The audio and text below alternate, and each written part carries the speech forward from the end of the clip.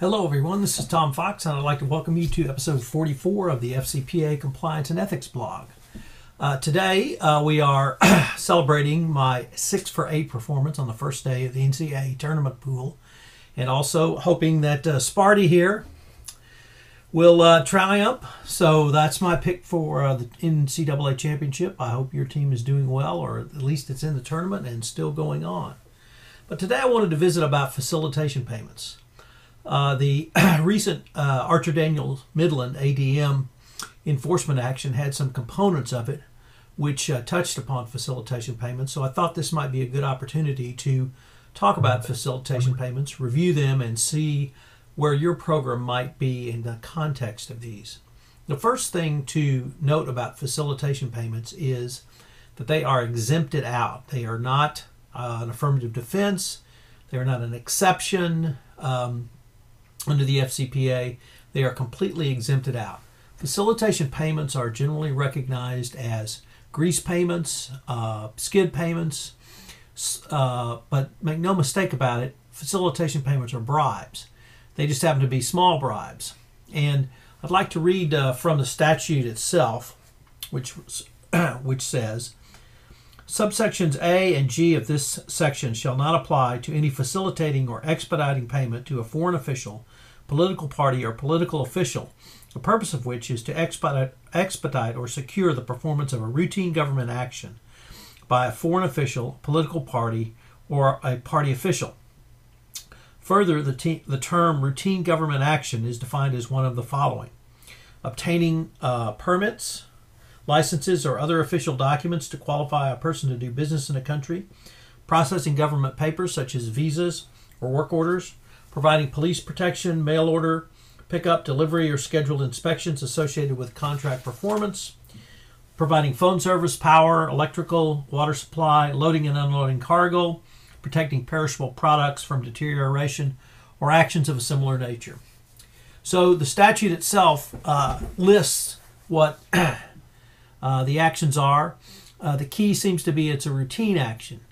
There have been a couple of other concepts appended on to facilitation payments, and one of those came from one of the very few FCPA cases that actually went to court and we have some case law on. That's the K case, K-A-Y, U.S. v. K. And this was a case in the Fifth Circuit Court of Appeals where the defendant, K, had made bribe payments to obtain favorable tax rulings. The Court of Appeals found that this was under the FCPA, or violation of the FCPA.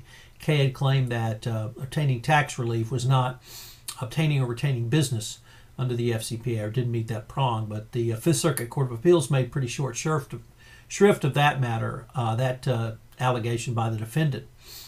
But in its discussion of the K facts, the Fifth Circuit looked at the legislative history and the congressional record regarding the facilitation payment exemption, and noted that the debate turned on somewhat on the quantum of the payment, which they characterized as small, so that any facilitation payment has to be small. In addition to a routine service or government benefit, a small payment, the third part that's been appended onto facilitation payments, I would say, is that it has to be non-discretionary. And by that I mean you are going to get the service, or you're going to get the product, the governmental action eventually. You just moved it along a little bit faster by greasing the skids. So a good example might be if you're going into a country, you have your passport, you have your visa, and your shot card, if other documents, whatever is required to enter that country, and you give those to the customs officer, or the passport control officer rather, at customs, and he takes a look at them, puts them at the bottom of a stack of 50 and says, "Thank you very much, have a seat, and when I'll get to you when I get to you." However, if you have a $20 or $50 or $100 bill in your passport, you magically go to the top of the list, or probably, or just wave through. So there we have all of the components of a facilitation payment exemption: a relatively small amount, a routine governmental action, and speeding up that routine governmental action. So you were going into a country, you had all your documents, you were going to get in eventually, you just got in faster because you gave the passport control officer at the customs desk a facilitation payment to get you in more quickly. The other component or part of the FCPA requires that facilitation payments be properly recorded on your books and records. Any payment subject to the FCPA needs to be properly recorded, not simply facilitation payments. So, for instance, some commentators argued that the payments that Walmart made, at least those reported in the initial April 2012 story in the New York Times, were simply facilitation payments. As you'll recall, Walmart paid monies to get building permits and other government approval to construct its stores in Mexico and do business in Mexico, and many commentators concluded, or at least argued, that these were simply facilitation payments. The problems that Walmart had in this was, first of all, nowhere in their books and records did they ever record these as facilitation payments. But depending on the non-discretionary nature of the action and the relatively small size, the Walmart, it turned out, based upon information released in a second New York Times article on the Walmart matter, FCPA matter, alleged FCPA violations in Mexico, that the payments were not made for discretionary matters. They were made to change zoning requirements, to change historical designation sites, and a wide variety of other actions. Additionally, the payments made by Walmart were up into the amount of $240,000. And whatever $240,000 is, it's not small, whether that's in the United States, New York City, or indeed in Mexico. So Walmart probably does not have a facilitation payment exception, or exemption rather, to the allegations of bribery and corruption in Mexico, initially simply because they weren't properly recorded under the books and records. The ADM matter was a little bit different because it turned on payments that were made to Ukrainian tax authorities to allow the company, ADM, to receive tax rebates to which they were legally entitled to. ADM bought certain products in Ukraine but did not utilize them in Ukraine, shipped them out, so they were entitled to some form of VAT refund. There was no allegation that ADM was obtaining something they were not simply entitled to. So this was the first case we had where bribes were paid by a company that could have alleged to have been facilitation payments, but they were paid for something the company was entitled to, and there was an FCPA enforcement action. The problem ADM had was twofold, or maybe threefold. First of all, ADM was entitled to $46 million in tax rebates. They paid $18 million in bribes to get those. And whatever that amount is, that is certainly not small. Second of all, the Ukrainian and German subsidiaries, which headed the Ukrainian subsidiary of ADM, used various bribery schemes to come up with ways to fund these bribes which were paid to Ukrainian tax authorities. So, for instance, phony invoices were dummied up by third-party contractors, submitted, paid, and then those third-party representatives would make payments to ADM. Stevedoring companies, there was even an insurance company. Other monies were developed or funded, used to fund these bribes going forward. So it was pretty clear that whatever ADM was doing, it was not making a payment for a small amount. Although it was a routine government action, it was clear these were not recorded on ADM's books and records as facilitation payments. And indeed, the payments were disguised because of the bribery schemes used to fund these payments. So this was the first time, as I said, that we had a FCPA enforcement action where it was something that the company was entitled to. I looked at the K case, and I think the ADM case is a stretch or a movement forward or further in FCPA enforcement from the K case. I certainly think that the K case gives support to the ADM enforcement action. In K, they held that not only was the payment, was the statute to require obtain or retain business, but it was broader than that.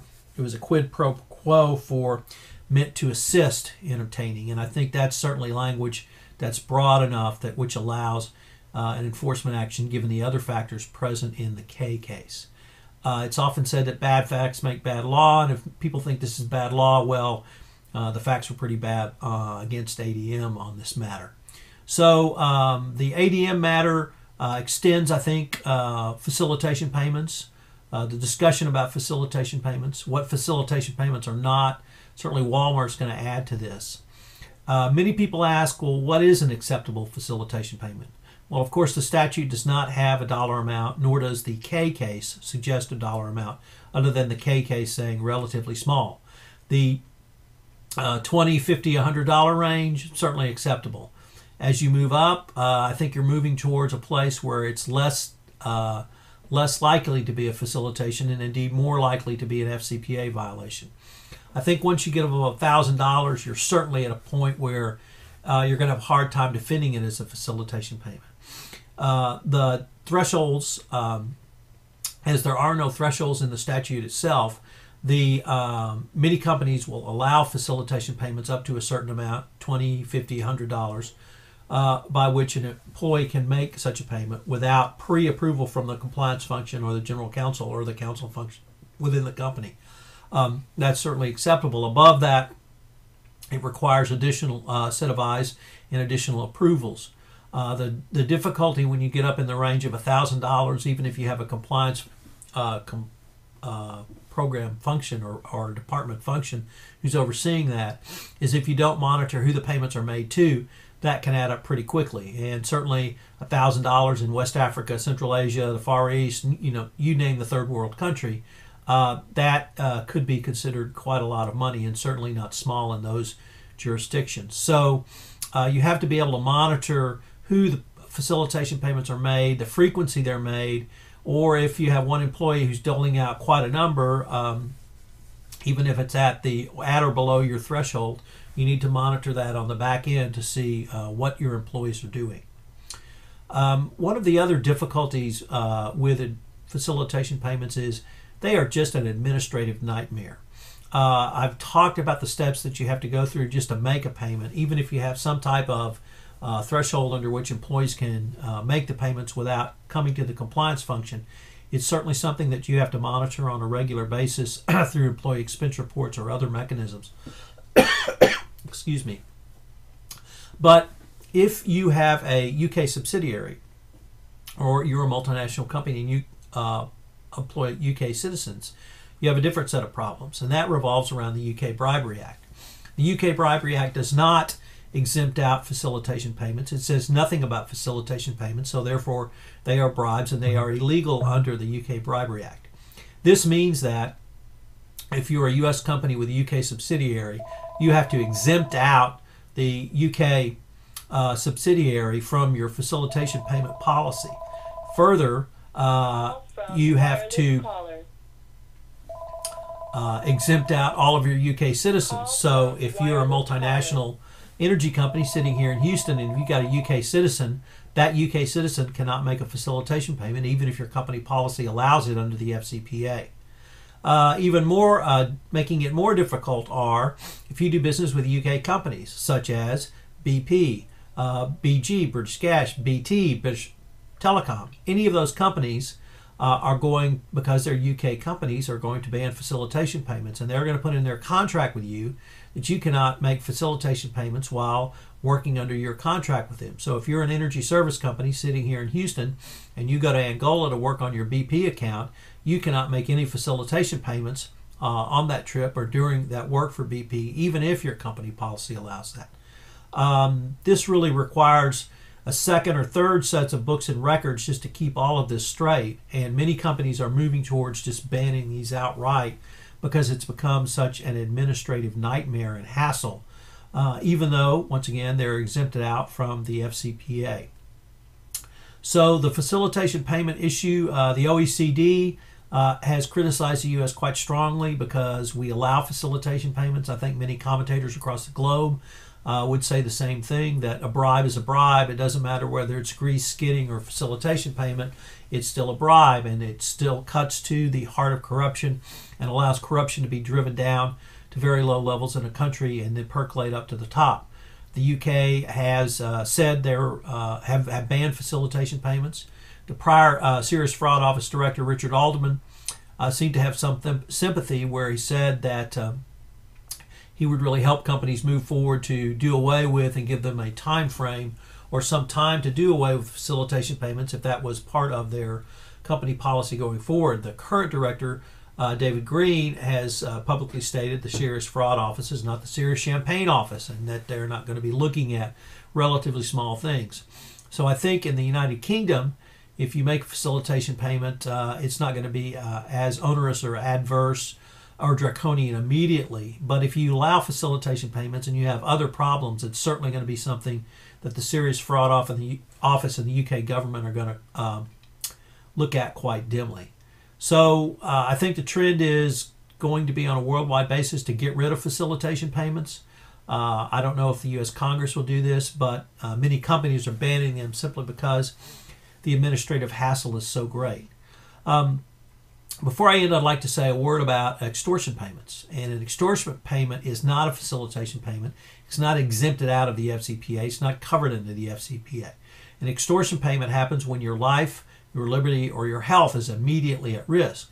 So that means if somebody puts a gun in your face, somebody threatens to take you to jail, or you're going in or out of a country and they say, well, you know, your shot card's not in order. You need to come in this room. They pull out a syringe out of a desk drawer and say, drop your pants, we're going to give you a shot, a vaccination right here. In any of those situations, what you need to do is instruct your employees to do whatever they have to do to get out of it, make an immediate payment if need be. The key, though, is that it be properly recorded. And once the employee gets out, where they can make a phone call, tell the appropriate authority within the company, a level of authority, what has happened, and an extortion payment was demanded and one was made, and then that's written up on the employee expense report with a separate line item for extortion payment and a description of what happened. So extortion payments are not facilitation payments. They're completely exempted out of, not exempted out, they're not a part of the FCPA. So facilitation payments still continue to be discussed. ADM seem to, some commentators seem to think that ADM simply made payments to obtain what they were rightfully entitled to, but whatever 18 million is, it certainly is not small. It turns out, or it looks like rather, Walmart made not only not small payments, but large payments, but they also were payments for non-discretionary or discretionary acts and changing certain zoning requirements and other constructions and standards to do business in Mexico. This is Tom Fox. I hope the Spartans do well. I hope your team does well, at least till they play Michigan State or any of the other schools that I went to. And this has been the FCPA Compliance and Ethics Report. If you have any questions about any of this, I'm happy to visit with you. You can contact me at tfox@tfoxlaw.com. Thank you very much.